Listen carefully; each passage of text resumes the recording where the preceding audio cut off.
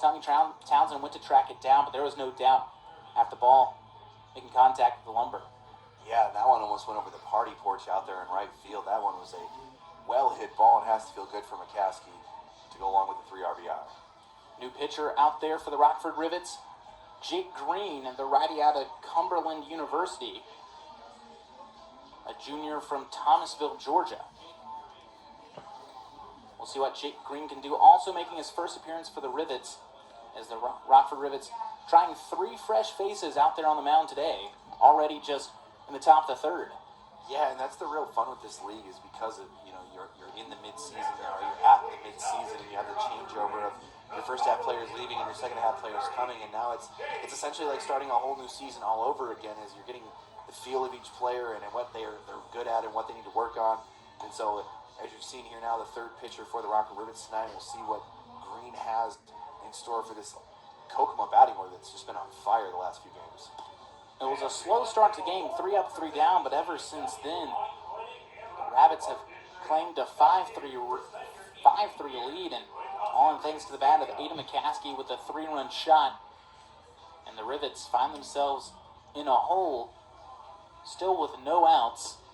So we'll see if Green can find some success out there on the mound for the Rivets, trying to start this second half off right after their historic 26-10 first half, the most wins in a half in franchise history. Yeah, it was a really successful first half for Rockford, and a lot of fun for these fans out here, and a lot of fun for us. Broadcasters getting to call these games as well. It's love to see what Rockford has in store for the fans and us and the league here in the second half, and hopefully off the arm of Thomas Green. As one fresh face takes the mound, another fresh face enters the box. Ethan Rossi walked last time around and rounded the bases for the first run for the Jackrabbits, who now have the 5-3 lead. As see if Rossi can find similar success here in the batter's box, squaring off against Jake Green.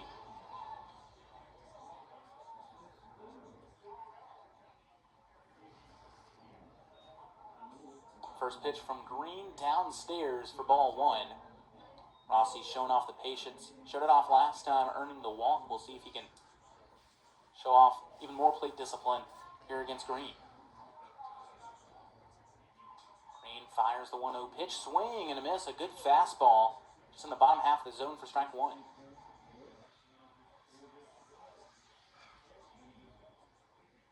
A 1-1 count. Rossi close to the plate in the box. 1-1 pitch upstairs. Mock having to get out of his crouching zone in order to collect that pitch. A 2-1 count. We'll see. Crowding the plate a little bit. As the 2-1 pitch, a swing and a miss high and inside. When you throw those balls high and inside, if you're a player that's crowding the plate, that's always a tough one to try and pull the bat around and make contact with.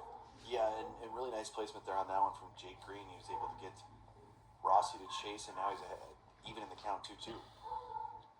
And the 2-2 pitch from Green popped up, going near the backstop and just out of play. We'll work things back with a 2-2 count. So after Rice struggled 19 pitches, giving up 4 hits and 4 earned runs, we'll see if Green can find some success. Starting off with a 2-2 count against Rossi. Leashes the pitch upstairs. Reined in by Mock as the count runs full. Yeah, what you don't want to do here if you're Jake Green is come in here and after the home run give up a walk to the first batter you face. So we'll see if Green can pull through here and find the zone.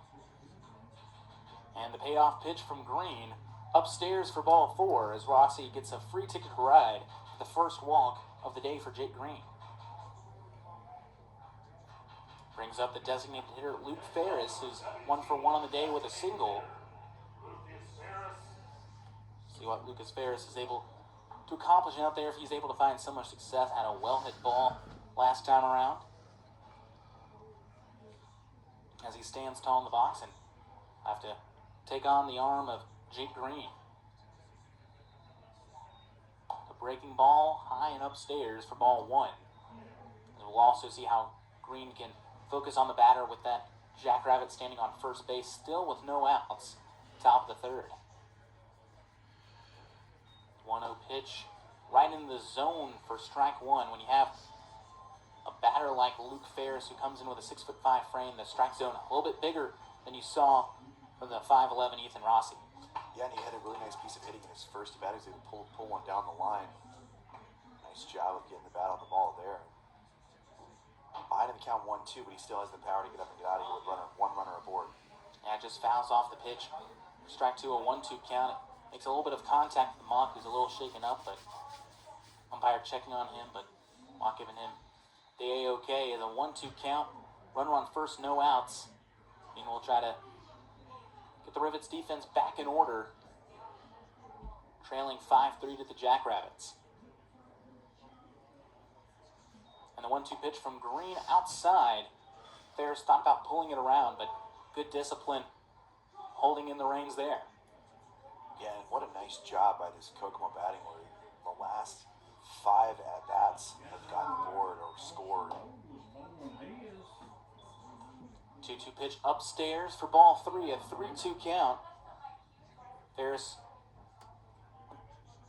in a full count is the second full count for Jake Green, already getting up in the pitch count, just 12 pitches in on the 2 batters he's faced. As he unleashes the 3-2 pitch, swing and a miss for strike 3. So he'll have to turn tail and head of the dugout for the first strikeout for Jake Green. Well, and that has to feel good for Jake Green. Go deep into the count and then come right down the middle with good old number 1. A huge swing for the batter, but able to get the strikeout in the first out of the inning. Well, it was a full count against Rossi. Didn't go his way for a walk, and then a full count yet again against Ferris.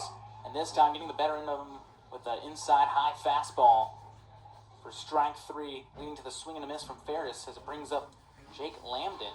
Struck out last time around. Skies that one. Tracking it down is Williams in shallow right field and ropes it in, and now there's 2 away in the top of the third.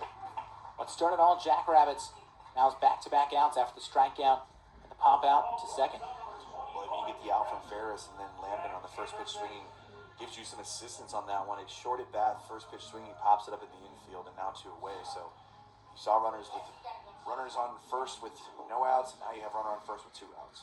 Brings up Jack Anderson, the catcher, cruises into his stance, and the pitch downstairs. Mock traps it in for ball 1. Anderson, a second-year Jackrabbit, with a .246 batting average, 6 foot, 215 pounds, and watches the 1-0 pitch cruise into the zone for strike 1. A very interesting stance from Anderson. Has the bat very far away from his body. As you see right there, a very odd approach as the 1-1 pitch lined into center. Newman tracks it down, but it will take a hop right in front of him. He clocked in as another base hit for the Kokomo Jackrabbits. Well, the non-traditional style, the non-traditional batting stance from Anderson continuing to pay dividends. His second base hit of the game, and he's hitting the ball really hard, as you see here, that stance, and then he's able to pick a spot and drive it into center field. Well, if it works for you, it works for you. Picking up the third single of the top of the fourth for the Jackrabbits. Jackrabbits have gotten 3 singles, a double, and a home run, resulting in 4 runs and the 5-3 lead for the Jackrabbits as it brings up Luke Bauer to the box. Bauer making his first appearance today. First pitch downstairs for ball 1. 1-0 count and a runner on first and second for the Jackrabbits, hoping to cause more damage. They already gained the lead in this top half, hoping to get a little bit more cushion. Green fires the pitch upstairs for ball 2. Well, and that's why we talked about on our Northwoods League Sports Network pregame show about how one of the keys to the game for Kokomo was scoring early, and how Rockford struggled when teams scored multiple runs or 3+ run innings in the first third of the game. And now the 4 runs here in this inning and the 1 before that, and this is exactly what we were saying and how Kokomo could beat Rockford here tonight. Pitch finds the zone for strike 1. So a 2-1 count with 2 outs. Green faces Luke Bauer, 0 for 1 on the day. Trying to get the better end of him again here with 2 runners on. time called, a late time call from Bauer, as Green was already ready to unleash the pitch. Yeah, and that's just a tough break for Green there. You know, behind 2-1, now 3-1, so gonna have to do some work here if you want to get this batter to plate Bauer. 3-1 count. Pitch heaved just inside. No call, so ball four. It appears it was a pitch clock violation on the time call. Count grew to 3-1. And on the pitch inside, it's a high count walk as Luke Bauer stands on first, and the bases are loaded for the Jackrabbits. Yeah, and a great opportunity now to back to the top of the order with Luke Matthews, who already has one hit in this inning. He started this rally at the beginning of this one. Pitch to Matthews. Got a single and a run last time around. With a .320 batting average on the year and 8 RBIs. We'll see how he fares standing all the way back in the box. And the 1-0 pitch from Green. Right down the chute for strike one. A good pitch from Green to even the count at 1.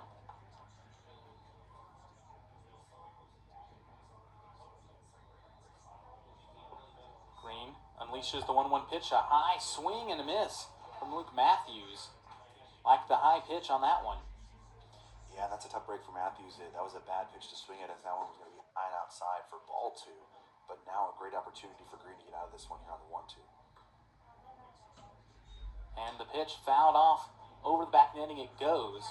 Still a 1-2 count, and this is a Rockford team that has found some footing defensively with their pitching staff with a 5.21 ERA, but a league most 328 punch-outs. And the 1-2 pitch from Green sent into center field. Newman tracking it down near the warning track, getting under it for the third out, as it will take us to the bottom of the third. A 3-run shot from McCaskey gives the Jackrabbits the lead 5-3, as we will see you after this break on the Northwoods League Sports Network. The Northwoods League Foundation is enriching the quality of